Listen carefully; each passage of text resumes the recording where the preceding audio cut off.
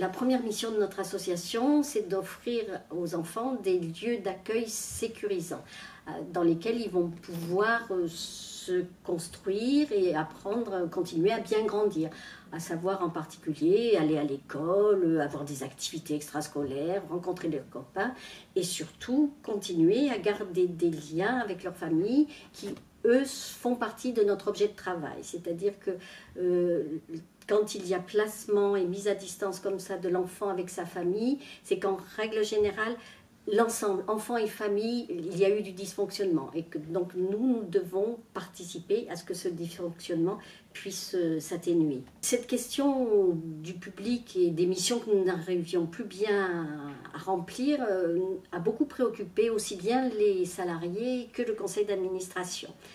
Et en janvier 2019, nous avons eu un séminaire pour notre CA dans lequel nous avons pu travailler l'étendue des choses que notre association devait pouvoir faire, de la place de sa gouvernance, donc du conseil d'administration, aussi bien que de la place de sa dirigeance.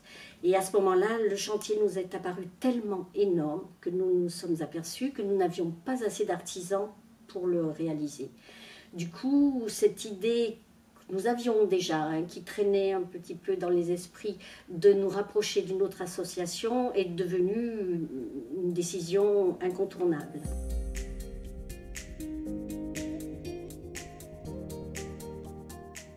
La première chose qui a fait que c'est l'ADAPI que nous avons retenu, c'est que pour nous, il nous fallait trouver une association qui partageait les mêmes valeurs que les nôtres. Donc la première valeur qui est importante, c'est vraiment la qualité de l'accueil de l'enfant et la place de sa famille dans le dispositif. Donc ça, l'association ADAPI le représentait bien. Ensuite, la deuxième chose qui était importante pour nous, c'était que tous nos salariés puissent trouver leur place et qu'ensemble, nous puissions construire de nouveaux dispositifs qui permettent un meilleur accueil de ces enfants avec lesquels nous sommes tous en difficulté. Donc l'ADAPI, là aussi, nous semblait, avec son pôle enfance, en capacité de nous permettre d'articuler des nouveaux dispositifs, des nouvelles façons d'envisager le parcours de nos enfants, qui puisse être porteur pour tous. Je dois dire que je me réjouis vraiment de cette absorption de notre association par l'ADAPI. Je m'en réjouis d'abord pour les enfants, les vôtres comme les nôtres, parce qu'ils vont y être gagnants. À partir du moment où nous allons pouvoir ensemble mettre en place des organisations mieux adaptées à leurs besoins, ce n'est que du positif. Et je sais que nos équipes sont déjà au travail et que cette inclusion des enfants va se faire dans votre pôle enfance sans aucune difficulté. Donc pour ça, je suis vraiment très très satisfaite en tant que présidente.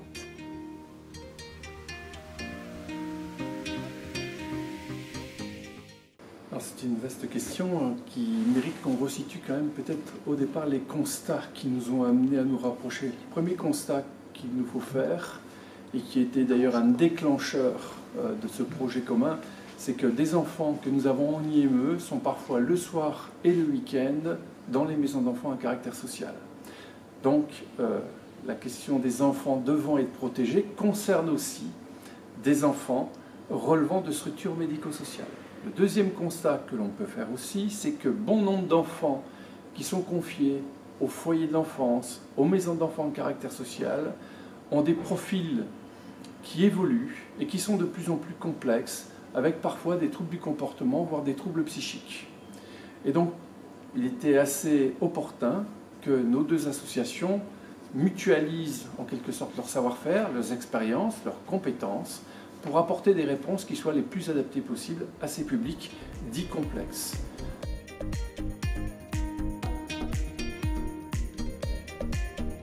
Comment on va essayer d'apporter une plus-value? Tout d'abord, on a la chance au sein de l'ADAPI Var Méditerranée de disposer de tout un tas de dispositifs, de tout un tas de structures.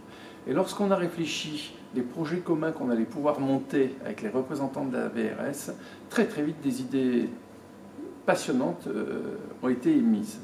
Par exemple, pourquoi accueillir à temps complet en Cotigny des enfants qui sont en difficulté? Parfois, des familles ont de vraies compétences parentale qu'il suffit d'étayer, d'accompagner, et on peut imaginer donc des accueils plus séquentiels, pas forcément en continu.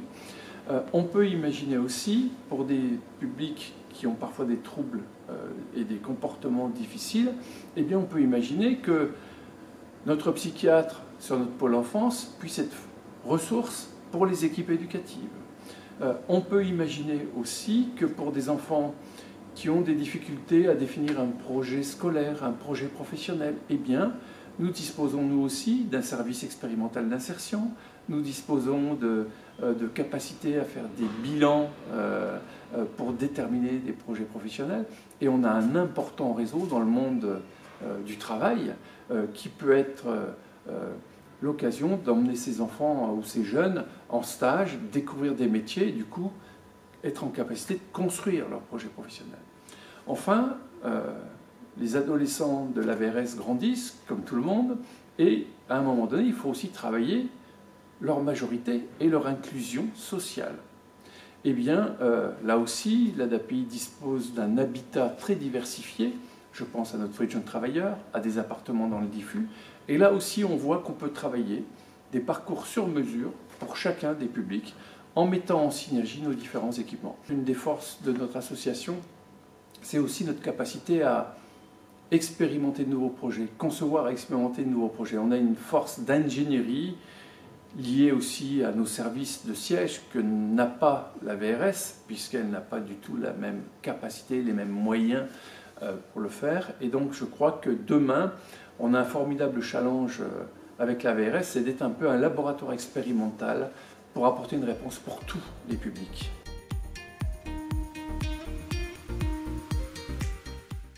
J'ai entendu le propos de la présidente tout à l'heure qui évoquait le rapprochement qui s'est fait de manière très rapide. Ça s'est fait de manière assez rapide parce qu'il y a eu une implication de tous. Des représentants du personnel des deux associations, des salariés qui ont été partie prenante de réflexion sur les modalités opérationnelles qu'on allait pouvoir mettre en œuvre, des équipes de direction bien évidemment et de l'organe de gouvernance. Et donc là moi je voudrais saluer la connivence collective qui s'est développée sur un délai très court.